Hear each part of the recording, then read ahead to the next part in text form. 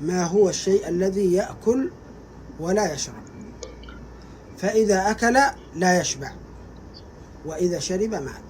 ഇന്നത്തെ വീഡിയോയിലെ ഒരു അറബി ചോദിക്കുകയാണ്, മാ ഹുവ ഷൈ അല്ലദി യഅകുൽ വലാ യശ്റബ്. وإذا شرب അതായത് ഒരു വസ്തുവുണ്ട്, ആ വസ്തു തിന്നും പക്ഷേ കുടിക്കില്ല, അതെന്താണ് നിങ്ങൾക്കറിയുമോ?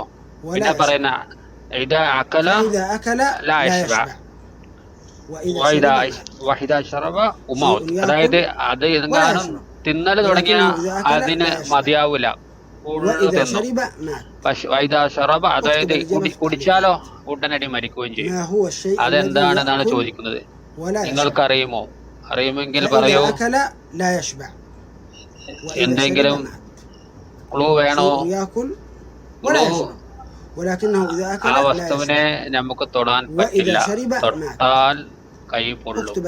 നിങ്ങൾ മനസ്സിലായെങ്കിൽ പറയൂ.